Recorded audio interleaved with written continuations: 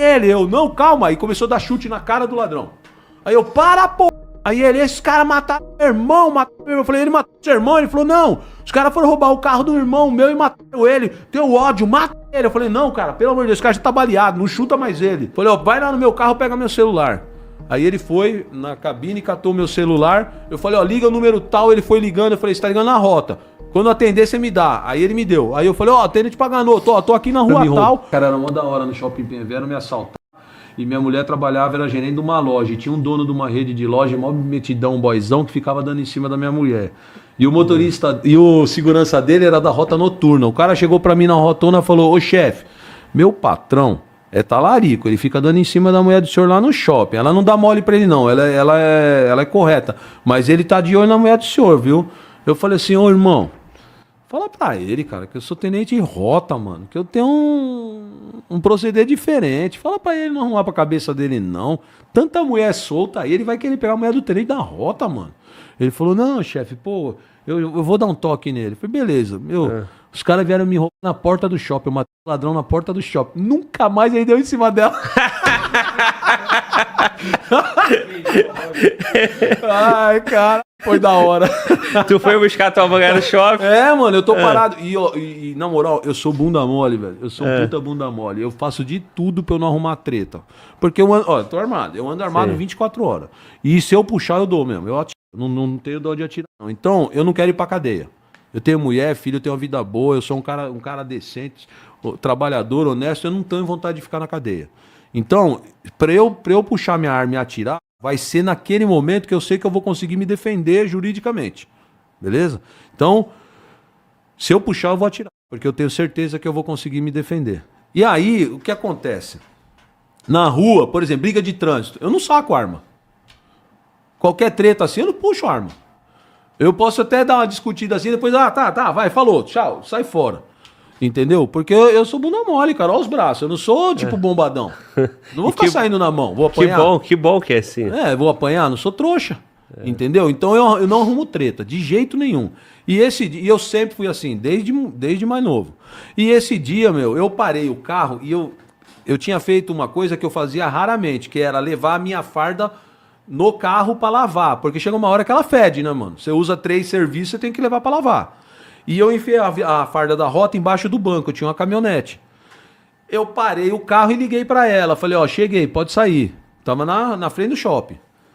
Aí, cara, veio 2 caras bem vestidos, descendo assim. E eu tinha uma caminhonete, aquelas F100, F150, não lembro. Já faz tempo também. E eles vieram os 2 do meu lado. E bateu com tudo assim, ó, com o cotovelo no retrovisor.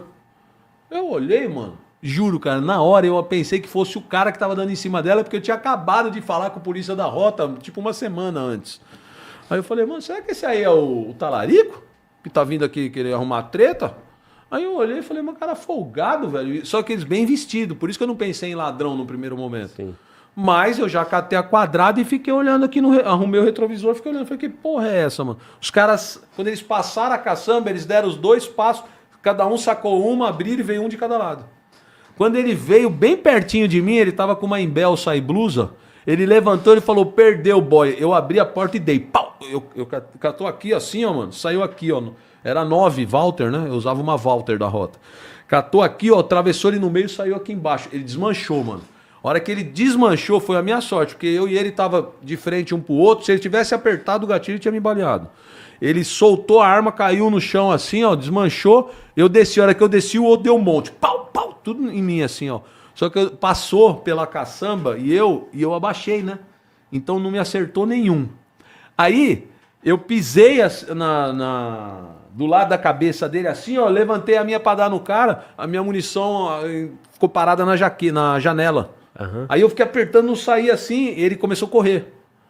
Aí, cara, eu tava tão adrenado que eu peguei a pistola dele, que tava engatilhada, enfiei aqui, já foi um erro, porque se ela dispara, é uma merda, né? Na adrenalina não dá pra conferir porra nenhuma, só pegou. Eu fui fazendo as coisas no jato, né? Enfiei aqui assim, ó, e dei um golpe na minha. A hora que eu dei o golpe na minha, meu dedo tava no gatilho, eu dei um disparo, pau! Eu, puta merda, pegou entre o meu pé e a cabeça do ladrão. Isso que eu ia perguntar, te deu outro tiro, né?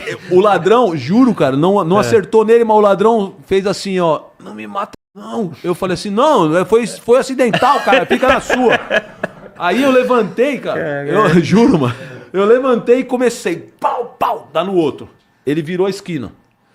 Aí eu fiquei agachado assim, eu falei, puta que pariu. Aí ele, ô, senhor, me deixa sair fora. Eu falei, calma que eu vou ver o que eu vou fazer. Mas eu já vi o melado grosso descer, e a gente já viu muito ladrão morrer, você sabe que ele não vai conseguir nem levantar, tá indo, né, mano? Aí eu fiquei abaixado ali, aí, cara, saiu um maluco de terno que tava no bar na frente, correndo. Maluco não, esse cara foi um anjo pra mim, né? Inclusive ele apareceu num podcast falando, ô, lembra desse cara que você tá falando? Aí sou eu. O podcast é foda, mano. Aí ele pegou e veio correndo assim, mata ele, mano, mata ele. Eu, não, calma. Aí começou a dar chute na cara do ladrão. Aí eu, para, mano. Aí ele, esses caras mataram meu irmão, Eu falei, ele matou seu irmão? Ele falou, não, os caras foram roubar o carro do irmão meu e mataram ele. Teu ódio, mata ele. Eu falei, não, cara, pelo amor de Deus, esse cara já tá baleado, não chuta mais ele. Eu falei, ó, vai lá no meu carro, pega meu celular. Aí ele foi na cabine, catou meu celular. Eu falei, ó, liga o número tal. Ele foi ligando, eu falei, você tá ligando na rota. Quando atender, você me dá. Aí ele me deu. Aí eu falei, ó, atende pra Ganô, tô aqui na rua tal, troquei tiro com 2 caras, tô com um cara baleado aqui, tem outro armado voltando pra me catar, manda a viatura com uma certa. Desliguei, pum. Aí, cara, quando eu olho assim, o outro voltou, já tava chegando mais perto, o que tinha fugido. Voltou, irmão? Mano, voltou. Foi a hora que eu levantei, eu comecei, pau, deu um monte. Bom, beleza. Ele voltou a correr e virou na esquina. Quando ele virou a esquina, eu já escutei o barulho da zangada vindo. Sargento Bonfim, que aposentou no segundo de choque. Aí os caras deram aquela fritada. Quando deu aquela fritada, eu já levantei e falei, Bonfim, o outro baleado tá correndo lá.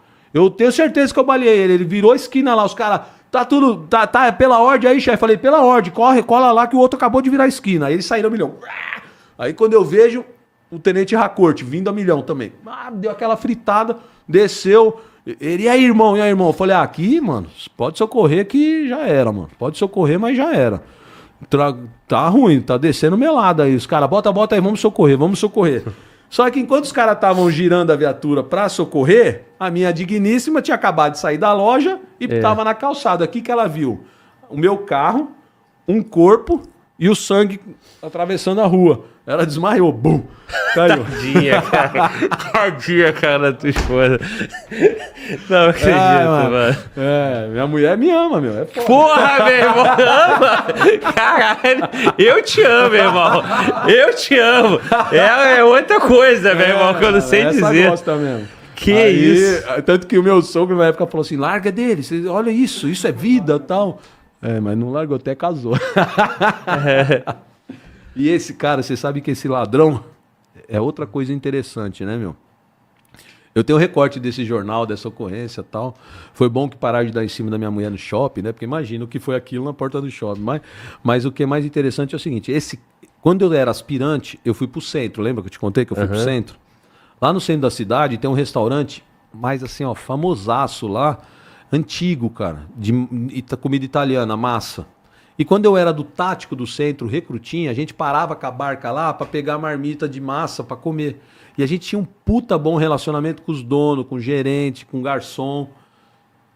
Esse cara que eu matei era filho do gerente do restaurante que eu conhecia, meu amigo. Que isso, compadre, a vida é foda, né? Esse cara, ele falou pra mim o seguinte, nós fomos na casa dele lá na Amador Bueno da Veiga, na Zona Leste. O pai trabalhava no centro. Quando eu soube que o pai dele era o gerente lá, tal, o pai dele falou o seguinte, falou assim, ó, 2 carros bons na garagem, casa boa, todo mundo trabalhador. Ele falou, esse meu filho começou com maconha, foi pro pó, tava arrancando tudo de casa para trocar por pó, começou a assaltar para pagar as dívidas dele na boca. A gente sabia que um dia a gente ia receber essa notícia. Caralho, que merda. E o destino, hein, cara? Logo você... E onde ele foi me roubar? Na Penha. O pai trabalhava no centro, eles moravam ali na Penha, e ele foi me roubar na Penha, na rua do shopping. Ele era filho de um cara que eu conhecia. Não, tu matou o filho de um amigo.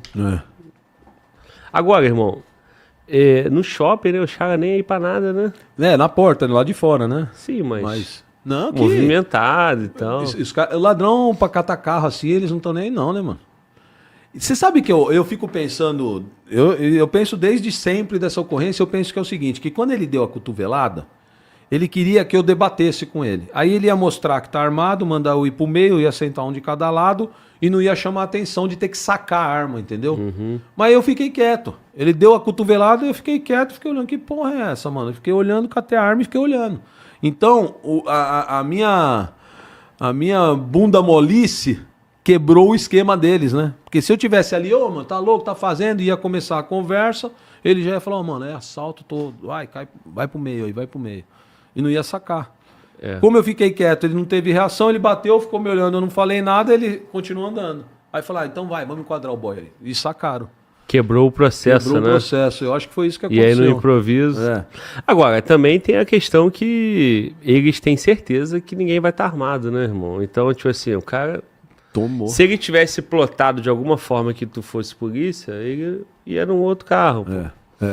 Então, Esses de repente, cara ele olhou pra tua cara ali e falou, porra, não, um boyzinho aqui, um playboy. Aquele oportunista que sai no rolê na rua e qualquer carro bom que ele catar, o desmanche vai pagar um valor.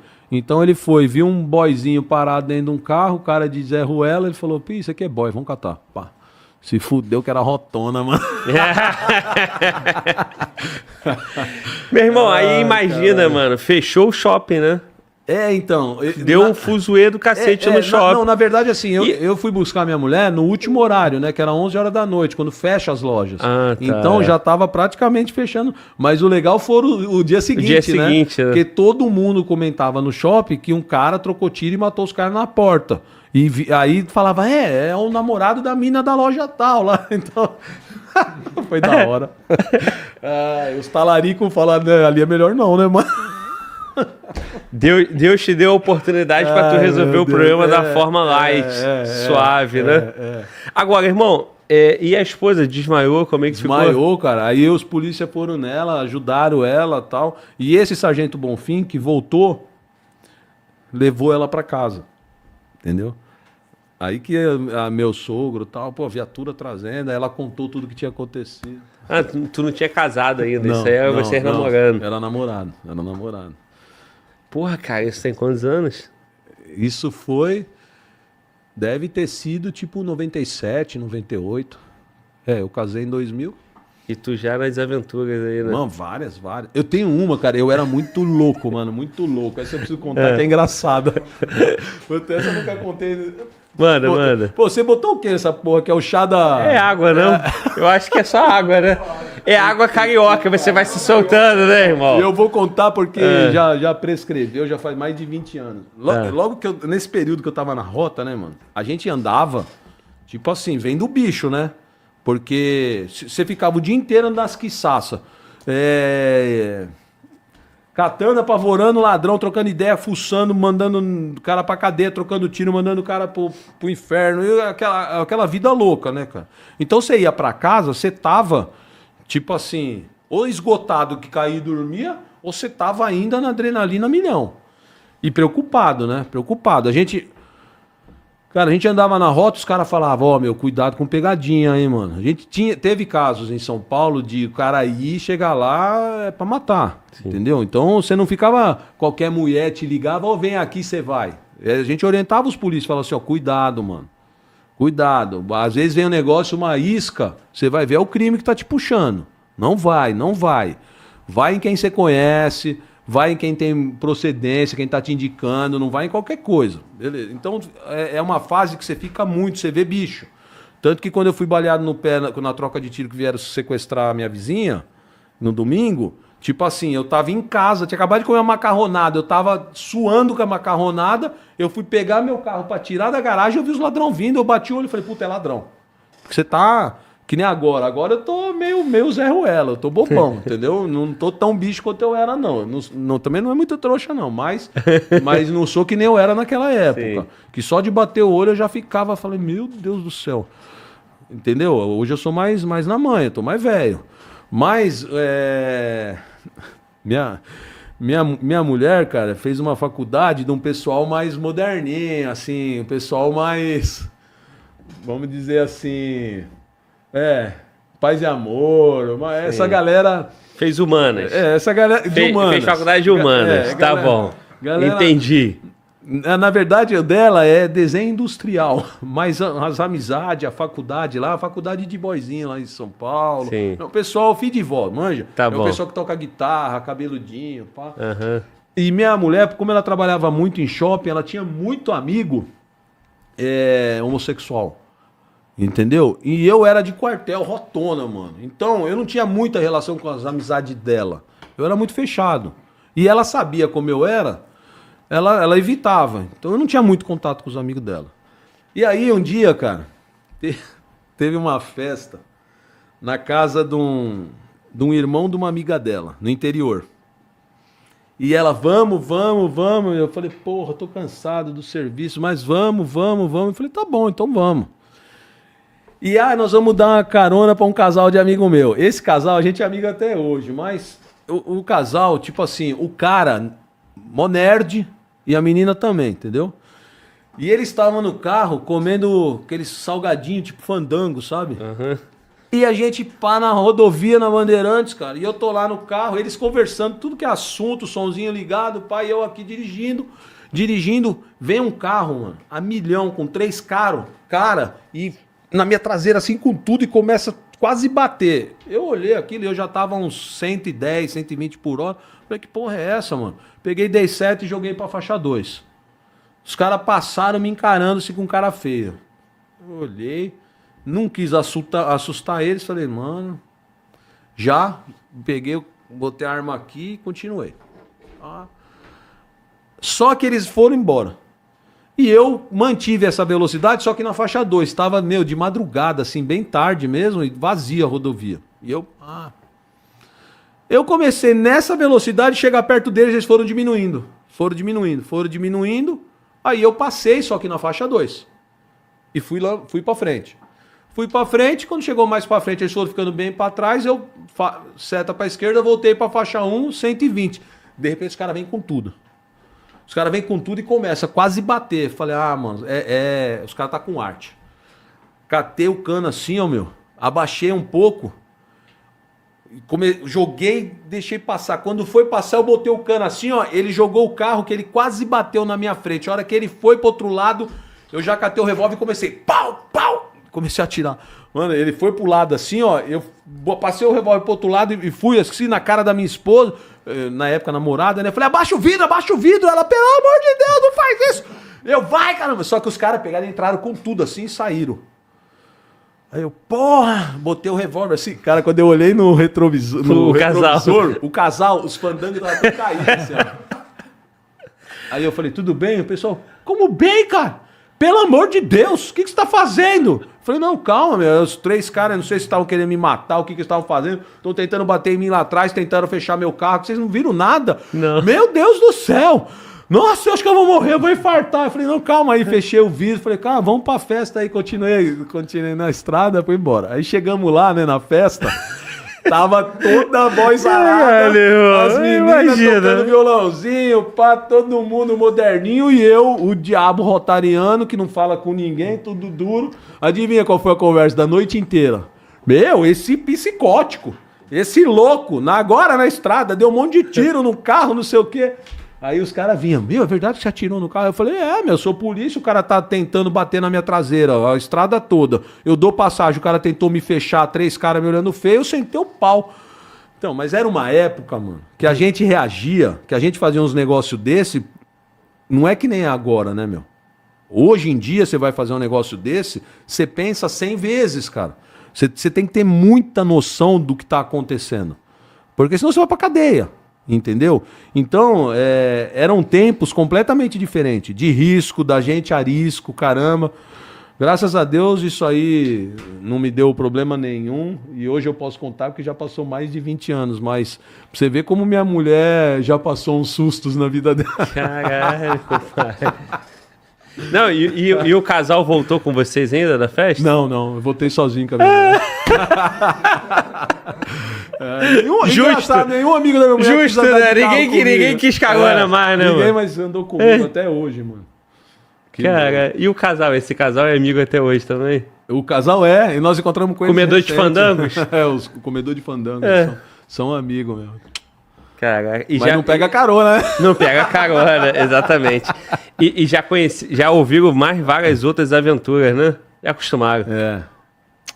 As coisas da vida. Mano. Coronel, além da mudança da legislação, o que o senhor considera mais importante para combater o crime organizado? Realmente essa legislação que ele está falando deve ser a parte de mudança de lei de execuções penais e penas. Porque também ficar mudando e levantando muito as penas só de alguns crimes graves não vão gerar grandes resultados, porque hoje os crimes que mais perturbam a sociedade são os crimes patrimoniais, que acabam evoluindo para latrocínio.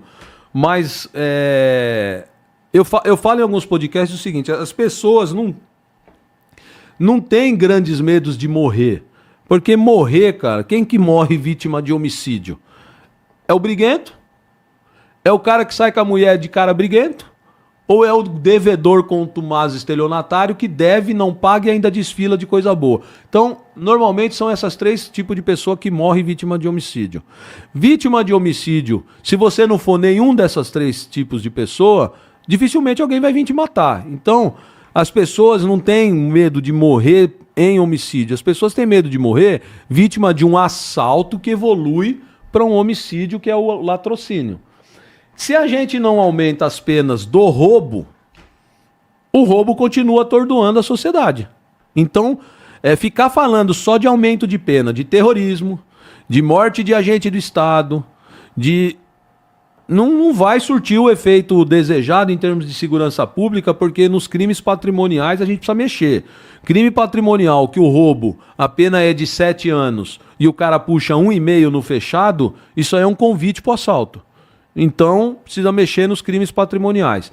Mas vamos dizer que tenha uma mudança nessa lei e realmente as pessoas comecem a tomar condenação em maior quantidade de anos e fiquem realmente presas no fechado. Essa seria a principal mudança para desinibir a vontade de cometer crime. Aí eu acho que aí precisaria, depois disso, ou junto com isso, uma reforma no sistema policial. Eu continuo achando que o sistema de 2 polícias e separadas, com pouca integração de inteligência e uma exclusividade de investigação de uma polícia em detrimento da outra, são só 3 países no mundo que são assim. Não é possível que o resto todo está certo e nós estamos errados. Então, eu acho que o sistema de segurança tem que ser revisto. É isso mesmo. O resto todo tá errado e só nós que estamos certos.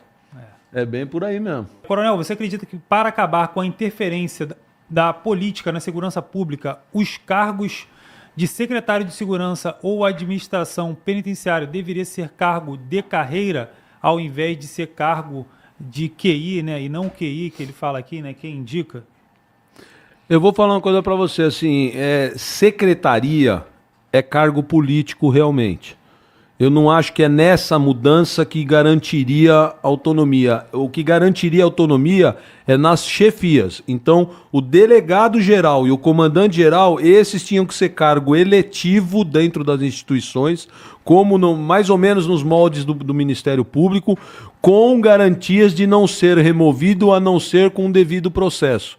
Então, o secretário que é estratégico, é mais ligado ao chefe político, eu não vejo problema de ser um cargo político. Mas as chefias de polícia, para ter autonomia, esse sim não pode ser político, porque aí eu fico mudando a direção das instituições, aí é complicado. O camarada aí, o Jabá, ele é camarada nosso, é policial penal lá do estado. Acho que ele é presidente do sindicato dos policiais penais lá em São Paulo. Eu entendo o ponto dele, entendo o seu também, mas temos que deixar, a sociedade tem que entender que seja da carreira ou não, quem nomeia é o político. Então a única diferença é que o Glauber, policial penal, vai ser o comandante ou secretário de administração penitenciária ou comandante geral mas vai ter alguma ligação, vai fazer parte de um grupo político do mesmo jeito. Vai. Então, só isso não vai mudar. Eu tô comparando outro, eu acho que o que muda é dar uma garantia, né?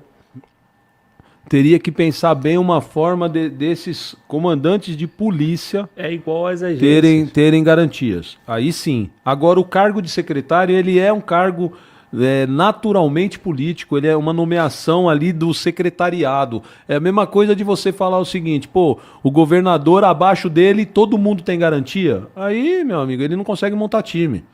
Então, o secretariado eu entendo que tem a natureza política. Agora, os chefes de polícia, esses tinham que ter a mesma garantia que um promotor tem, um juiz tem, só é retirado com devido processo com trânsito em julgado, senão não retira. As agências reguladoras, o cara tem mandato ali de 2 anos, É. né?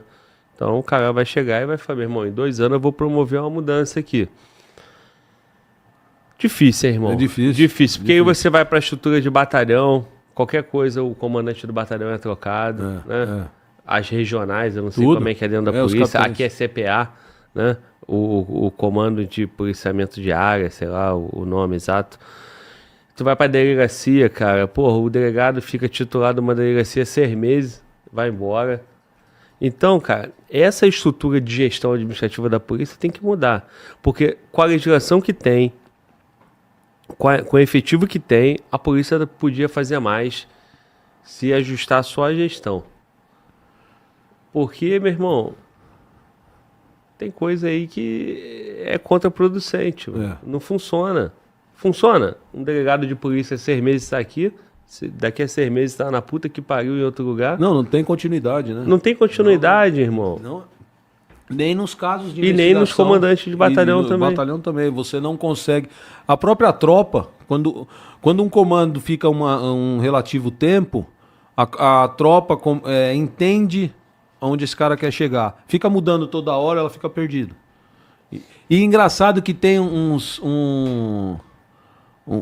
discursos, cara, que são interessantes, né? Agora mesmo, né, tá um projeto lá em São Paulo que estão metendo pau aí, que é querendo aumentar o número de coronéis. Você viu isso aí? Não. Cara, puta projeto inoportuno. A tropa bastante estressada com questão salarial. E os caras apresentando um projeto de aumentar o número de coronéis. Aí vem falar que é para dar fluidez na carreira. Meu amigo, hoje eu vi uma postagem de uma capitão que ela estava agradecendo que ela foi promovida a capitão com 10 anos de formada. Eu fiquei 16 de tenente. Se a carreira não tiver rápida agora, tá quando então? Então esse discurso aí, primeiro que não tá batendo. A carreira tava travada quando eu tava nativa, agora ela tá rápida. Se com 10 anos a pessoa já é capitão, então a carreira tá andando. O grande problema não é esse. O grande problema é a tropa tá pensando que a cúpula da instituição tá focada em melhoria para a instituição, aí vem um projeto desse. Entendeu? Os caras são meio desconectados com a realidade em algumas coisas, né? Aí, olha eu já criticando aqui, mas... Sempre tem espaço para mais rei. É muito rei. Agora, soldado, a tropa, tem pouco, né? Isso não é só São Paulo, irmão. É a realidade. Ó, você quer ver uma coisa? Não estavam tentando aumentar o número de deputados? É a mesma ideia, irmão. Enquanto a população tá assim, ó, precisamos reduzir gasto, precisamos enxugar a máquina, não bate as contas. Paga mais imposto. Tem que não aumentar aguento mais imposto. pagar imposto. Os caras vão lá e aumentam cargo. E aumento Depois não quer deles. ser criticado. E aumento deles, exatamente. Entendeu? Porque ao invés de você ter 10 seguranças de fuzis, você tem 100 500. segurança. Não, eu tô falando do que foi aprendido. Né? Porque se você falar 500, vai ter alguém de cabelo colorido que vai falar assim, ele tá falando que tinha mais, mas isso não tem prova. Vamos falar do que tá provado, 100. 100. Isso. Vamos dizer que ali só tinha 100 fuzis. E eu vou te dar outro paralelo para você entender o nível de complexidade do problema aqui do Rio. O meu batalhão rodoviário era o pior batalhão rodoviário em termos de área tomada pelo lá de São Paulo. É a Baixada lá na divisa do Paraná, até São Sebastião. 80% do território litoral do estado de São Paulo, litorâneo do estado de São Paulo. Comunidades violentas à beira de todas as rodovias ali. Subia o sistema Anchieta Imigrantes para São Bernardo, só comunidade. Heliópolis, Diadema, só comunidade. Eu tinha 500 policiais no meu comando. Quantos fuzis eu tinha à disposição da minha tropa? Chuta. Cara, Essa notícia é de janeiro, tá? Não é de 10 anos atrás. eu faria aí, cara, 500 no dia, 500 no total. policiais é o que tem no batalhão. Tá, no plantão você tem 100 caras. Eu vou dividir por 4. Isso, Vou 100 dividir caras. por 4. Isso. Não, você acertou. 100 caras operando. 100 caras operando. Eu vou dividir por 4, né? Vai chegar em 25 viaturas, eu diria 25 fuzis, um por viatura. Você tá considerando que esse fuzil não é carga. Ele roda na mão de todo mundo. Porque aqui no Rio eu acabei de conversar com a galera do BOP, cada um tem o seu fuzil. Isso. Não, então, você acha que você tem 25 por turno e aí você teria 100 fuzis na unidade? Não, 25 no total. Que roda na mão de qualquer um. Que roda. Um fuzil por viatura. O cara entrega o serviço dele e passa o fuzil pro outro. Um fuzil por viatura, O exato. batalhão tem 30 fuzis. 30 fuzis. Você espalha esses 30 fuzis em mais ou menos 50 cidades, que é a área do batalhão. É menos de um fuzil para cada cidade. Que isso. Você tinha 100 fuzis em uma comunidade aqui. Isso, cara, é muito bom te ouvir, irmão, porque primeiro que você fala muito bem, com uma clareza absurda e com muita experiência. Você está dando a oportunidade pra gente, do Brasil todo, conseguir dimensionar o problema que é o Rio de Janeiro do jeito que está. E você está falando, se referindo a São Paulo, cara. É. São Paulo é a maior metrópole, o maior estado, a maior população, tudo isso. Então, olha o estado que o Rio de Janeiro chegou, cara. O estado, a forma como as forças de segurança ficaram sem condições de evitar isso aí. A forma como a política do Rio de Janeiro permitiu que dentro de uma comunidade tivesse um número infinitamente superior a um batalhão de uma cidade, de um estado como São Paulo. É. Que isso, cara. E o pior é assim, ó. Se você for parar para analisar, o que está acontecendo aqui. E aqui a forma como esses efetivos criminosos foram se desenvolvendo é muito diferente do paulistano. Por quê? O paulistano, o que ele faz? Ele fica ali na frente, ele efetua o disparo, ele some, desova o que tem que desovar e se esconde na comunidade e fica de boa. Ele não enfrenta. Óbvio que se você parar uma barca de rota lá na Vila Esperança, descer os 3 e ficar andando, a chance de você trombar com uma equipe de segurança do crime aqui e outra ali e outra lá e ter vários confrontos é enorme. Porque não é uma operação que chega um contingente tão grande que todo mundo vai saber rápido. Entendeu? Então, aquele nosso irmão que morreu com um tiro na cara na rota, ele estava andando dentro. E aí ele virou... Eu tenho uma ocorrência dessa no Cantagalo, que eu cheguei a bater o revólver na barriga do ladrão e ele, o revólver em mim. Porque você tá andando ali, a hora que você vira a viela, dá de cara com o cara armado. É susto, entendeu? Não é nada premeditado, é operação e tal. É assim, eu e ele, nenhum vendo nenhum, deu de cara um com o outro com a arma na mão. Ali o policial da rota, foi isso, quando você vê o vídeo da COP, ele vira, quando ele vira, o cara deu, pegou na cara, saco. Entendeu? Então... E no teu caso, como é que foi o desfecho? Fiquei curioso. No meu, graças a Deus... Cara, eu sou um abençoado, Deus me ajuda demais, porque eu já troquei tiro de folga 2 vezes, né? Quando vieram me assaltar, depois sequestrar minha vizinha. E as 2 vezes que eu bati de frente arma com arma, o cara tomou um susto tão grande que ao invés de atirar, eu atirei primeiro. Talvez o gato uma hora... tem 8 vidas, né? O gato? 7 vidas. 7 vidas. Mas esse risco tu não vai ter mais, porque os seus cabelos brancos já te levaram pra casa. Então, agora é só na folga. Pra você... Só na folga. Patrulhando não mais. Patrulhando não, mas que nem eu tava de secretário de segurança até 2 meses atrás. E vou falar uma coisa pra você, tá no meu DNA, cara. Se eu pegar cara roubando na minha frente, eu desembarco e vou pra cima. Mesmo civilmente trajado e em outra missão. Eu não deixo quieto, entendeu? Isso é meu, cara. Tanto que eu já troquei tiro, eu quando troquei tiro no sequestro da minha vizinha, eu tava sozinha de fora. Essa é uma ocorrência muito louca que depois eu te conto, porque eu quase morri. Já anotei a segunda pra gente falar depois. Aí, mas eu não cara, quero que você do Rio perca o de Janeiro, raciocínio. perdeu Você o raciocínio. tava... O que acontece no Rio de Janeiro? O Rio de Janeiro, os caras vão fazendo cinturões de tomada de território com tiro de rajada, cara. O que eles fazem? Eles sustentam posição. Isso é coisa militar, não é coisa policial.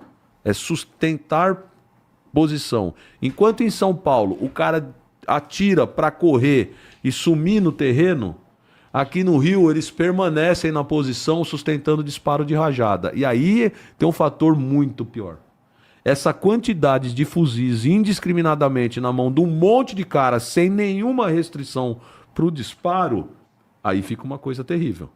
Porque enquanto você é policial, você sabe que você não pode acertar um inocente, o cara está despejando de rajada numa arma de longo alcance e com alto poder letal.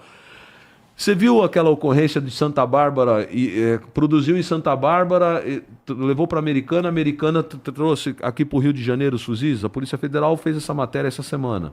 Foram 100 e poucos fuzis que vieram de São Paulo para cá. Era uma fábrica em Santa Bárbara. São fuzis curtos. Só que é 5,56, é 7,62. Ou seja, o perito da Polícia Federal estava falando na TV o seguinte: esse fuzil mais curto, ele tem 400 metros de disparo com precisão.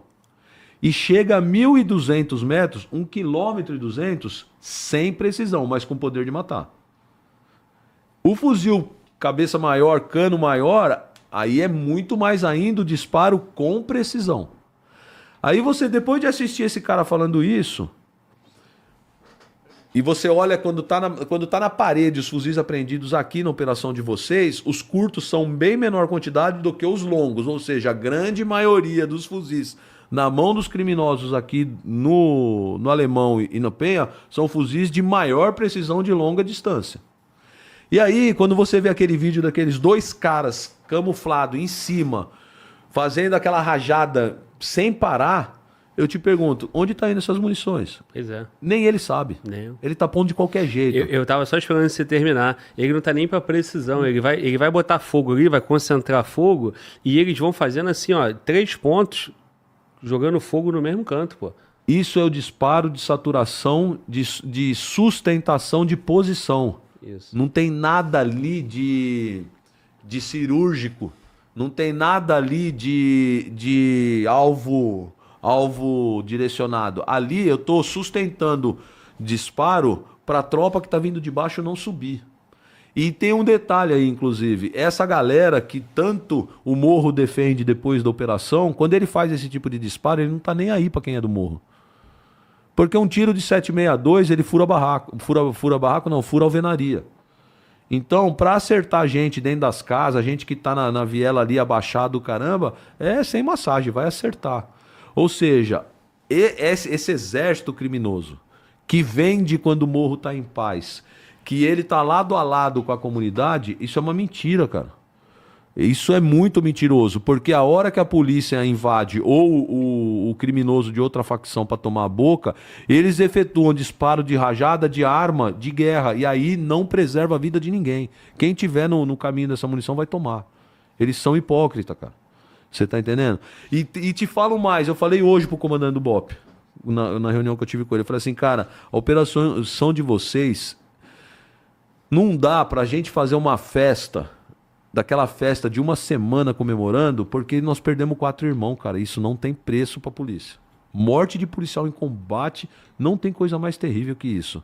Então não dá pra bater palma e festejar como deveria. Mas, se você pega 117 cara morto, 115 é do crime já comprovado pelo antecedente criminal, e você, com essa quantidade de polícia com fuzil na mão e vagabundo com fuzil na mão, dando disparo de rajada, você não tem criança baleada, não tem idoso. Não tem...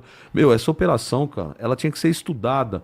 Porque se fizesse a mesma operação em outros estados, cara, a chance de ter gente baleada sem nada no antecedente criminal é enorme.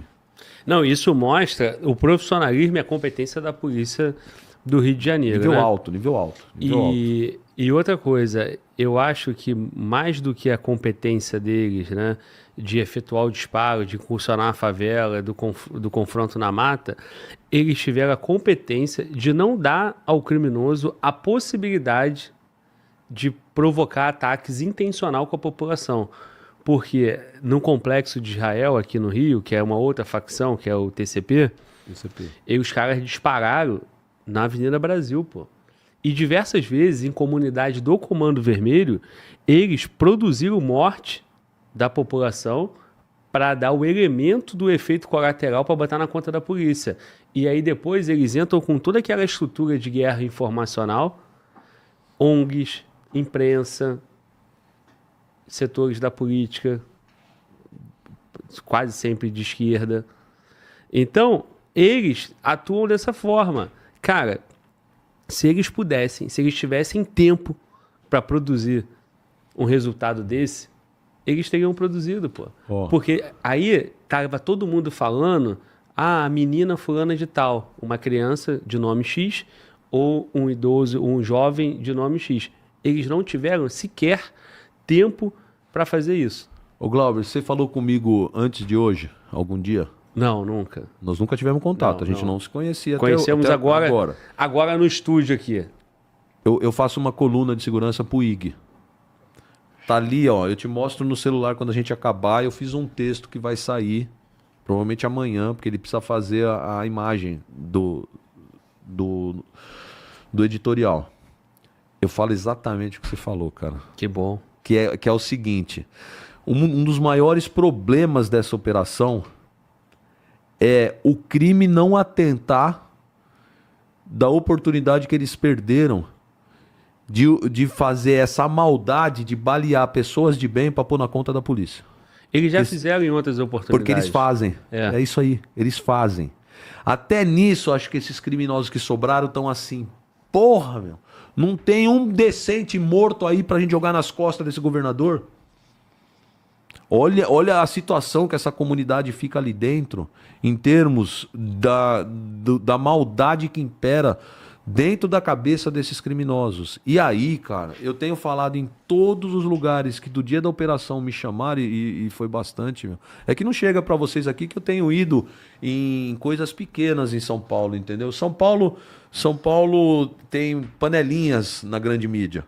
Eu não chego nem perto dessas panelas, mas eu falei numa cidade do interior o seguinte, cara, que é assim, ó, cara.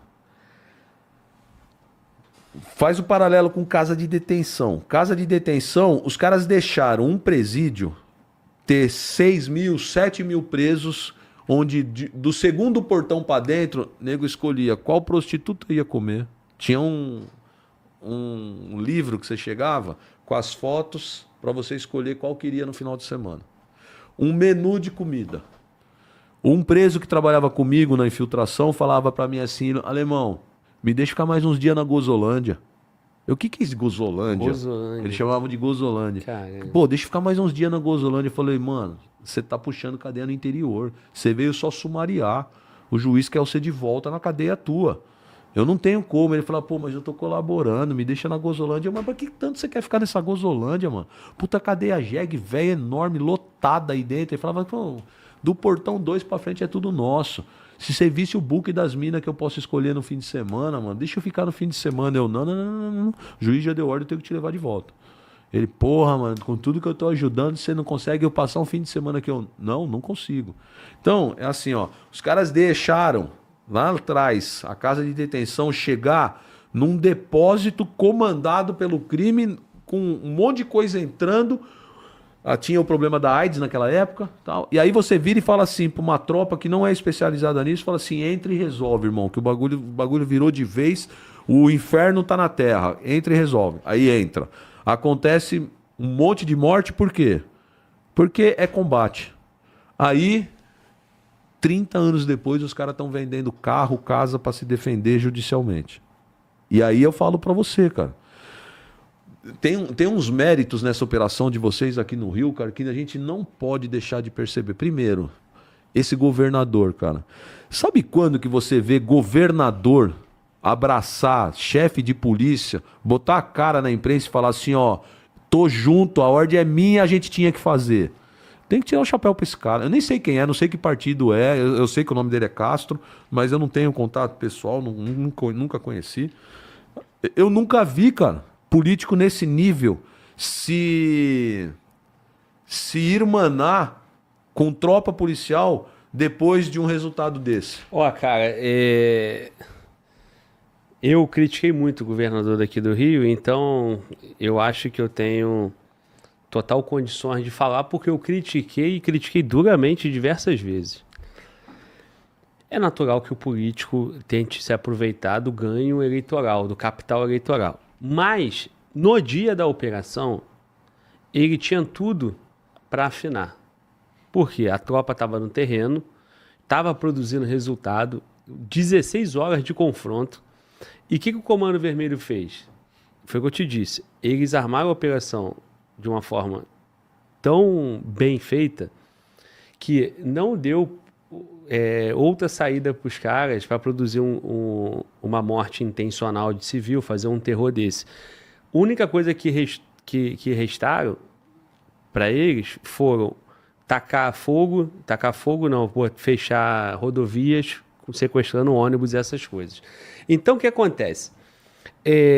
Naquele dia de terça-feira, já rodou as imagens no Brasil todo. A Globo já estava mostrando ao vivo o terror na cidade. Porra, teus parentes que estão lá em outro estado, Santa Catarina, São Paulo, Brasília, todo mundo começa a te mandar mensagem, né? Porque já espalhou no Brasil. Ali, ele já podia ter recuado, pô. Mas não, ele bancou, então todo mérito para ele. E no dia seguinte, quando aparece aqueles corpos ali, ele novamente bancou a operação. A partir dali, irmão, ele já viu que o público aprovou, né? E que a população... Tô falando dele, cheguei a gaguejar, né? Porque ele é gago, né? Ah, é? Eu não sabia. A operação. Então, só de falar nele, né, cara? Eu sou fanho e ele é gago, né? Tá. São dois. Eu posso falar também porque eu sou deficiente da fala, né? Então, irmão, o governador, ele teve peito para bancar e confiar na operação que a polícia dele montou. Na pressão e no pânico e no pavor da população na terça-feira, ele continuou com a operação até 22 da noite. Pô. Hoje nós tivemos o secretário aqui, Coronel Menezes, secretário da Polícia Militar do Rio de Janeiro. Ele falou, o governador me deu carta branca, mas eu ordenei que a tropa recuasse, porque já era 9 da noite e estava na mata no intenso tiroteio. Não tinha condições. O nível de cansaço e estresse começa a expor a tropa, né? Nível de cansaço, pô, como é que é? Caiu a luz, né? O confronto é diferente, né? O cara é experiente, é visão de comando, né? Deu 5, 6 horas da tarde, já começa a ficar absurdo. Imagina 9 da noite. A operação começou às 3 da manhã. Então, mas você acha que qual é o grande mérito de um governador... O estar lado a lado e falar, tem 10 dedos meu nisso aqui, qual você acha que é o grande reflexo benéfico disso? Para a sociedade ou para a tropa? Para os dois. Assim, você é de fora, você não é polícia. Sim. Você acha que isso faz bem por quê? O governador? Não, o governador, cara, bem para ele... Então, bem para ele politicamente, sem dúvida. Tá interessante a sua dúvida, sabe por quê? Porque assim, ó, você enxerga como cidadão. Então, a sua tendência sempre é ver qual é o benefício político para um cara desse. Você enxerga ele como político. Tá certo, você é cidadão. Eu enxergo ele como governador, ele é um político. Eu quero ver se ele tá querendo voto ou não. Para nós, tropa, sabe qual é o benefício dele estar junto? É assim, ó. Vou te dizer a experiência minha em São Paulo. E aí eu te conto qual foi. Para me prender preventivamente, vai ter que prender ele também. E prender um governador é difícil, cara. Porque vem uns governador também aqui prestar apoio para ele. Isso. 9 estados. Isso. E aí, aqueles caras que podiam estar sentados numa mesinha falando assim, ó, vamos meter esse governador na cadeia. Os caras falam, não, mas peraí, mano. Tá todo mundo dos outros partidos aí, ó. Aí é coisa política. Estão com o cara, mano. Nós vamos comprar uma briga gigantesca, tal. Não cogitaram a prisão preventiva dele? Sim. Do governador? E ele tem uns probleminhas já, né? Antigo. Que é coisa do TSE. Mexeram na gaveta. Coisa do TSE tava na lá. gaveta guardada. Isso, Aí alguém foi lá, isso. abriu a gaveta, ó, e aí? Mas você concorda que pode até abrir a gaveta e soltar isso para ver qual ia ser a repercussão disso? Os cara tão... O povo que é a favor do crime, que enxerga o voto do criminoso e da comunidade, ele tá em choque, porque ele fala assim, meu, essa oportunidade para eu ir lá e defender completamente o crime organizado e a comunidade, mas ao mesmo ponto, qual é o revés que eu vou ter com a família de bem? Será? Aí eles ficam olhando e acompanhando o que o teu pessoal tá falando no chat. Isso. O que a Globo tá falando. Esses caras, eu garanto pra você que tem uma meia dúzia de mais do que 6 lá nos lugares certos, assim, ó. Porra, velho. Nós não vamos ferrar ninguém com isso, cara. De polícia. Não é possível que nós não vamos cortar a cabeça de ninguém depois deles terem entrado lá e feito esse estrago no nosso pessoal lá que a gente tanto defende. Sabe a questão lá de São Paulo, quando acabaram com a Cracolândia, tirando uma favela, que era do Moinho? Sim. Não foi um monte de político lá fazer escândalo dizendo que não podia tirar a comunidade? Cara, tem de plantão uma galera louca pra ver o comandante da Polícia Civil e da Polícia Militar aqui preso. Eles estão enlouquecidos, ereto, esperando a possibilidade de ter a masturbação mental e vibrar. Ó, for preso o delegado-geral e o comandante-geral. Só que teve um problema aí, o governador tá junto, cara. Isso. E eles precisam cumprir a função deles, porque ele, dentro da estrutura, dentro desse mecanismo, eles têm a função deles, que é justamente essa, né? Tu lembra aquela cena de Tropa de Elite? Que o Capitão Nascimento vai no restaurante e o povo levanta e começa a bater palma? E os caras ficam acuados. Tu lembra dessa Sim. cena? Aconteceu exatamente essa mesma cena aqui no Rio de Janeiro essa semana. Agora? É, com o governador. O governador foi no restaurante, intencionalmente ou não, ele tem que viver a vida dele, foi no restaurante, e aí ele foi ovacionado. Eu arrepio, porque, cara, eu vou te contar o que aconteceu comigo em São Paulo, você não vai botar uma fé. Manda. Cara, eu era tenente e eu tava infiltrado. E depois eu te conto como é que foi essa infiltração. Mas numa dessas infiltrações, eu recebi a informação de que eles iam resgatar, eles iam sequestrar a filha de um diretor de uma cadeia do interior, Araraquara. E eu cheguei pro chefe da agência de inteligência e falei pra ele assim, ô chefe, é o seguinte, ó, a quadrilha que ia participar da fita com a gente falou pra nós que eles vão sequestrar a filha do diretor de Araraquara. Precisa avisar ele rápido pra mudar o hábito, colocar a segurança, alguma coisa que eles vão pegar. Aí ele falou assim pra mim, tá, mas como é que a gente arrebenta essa quadrilha? Porque não adianta ficar vendo segurança, uma hora os caras vão catar. Falei, então, só tem um jeito de eu pegar. Eu tenho que armar uma armadilha pra vir toda essa galera e a gente prender. Ele falou assim, então solta no sistema aí que vocês vão fazer um resgate de preso, vê se eles vêm. E os caras vieram, toparam. Quando toparam, eles bateram pra outra quadrilha. E veio mais uma quadrilha querer vir junto. Ou seja, quando eu vi, tinha, sei lá, uns 30 ladrão querendo participar da fita toda. Porque quando a gente fala que... Quando eu joguei no sistema que no presídio lá, o pé, lá eles chamam de pé, o PM, o pé tava com a gente e ia deixar jogar a Tereza pra pular o muro, esse irmão deles, que era muito forte na quadrilha, que tava lá, falou assim, não, eu quero sair, mas o irmão da outra quadrilha também quer. E ele tá lado a lado comigo no X. Então é o seguinte... Junta a quadrilha de vocês, pega o Joãozinho.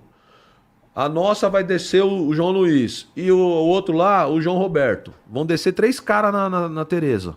E 3 quadrilhas vai junto. Porque a minha missão era descobrir quem fazia resgate de preso e tinha fuzil. Que naquela época fuzil era raro em São Paulo. Tinha pouco fuzil. Onde a gente via fuzil? Resgate de preso, rouba banco, rouba carro forte. Você não via fuzil em roubo na rua comum. Rouba residência com fuzil, não tinha. Entendeu? Qualquer roubo comum não tinha fuzil.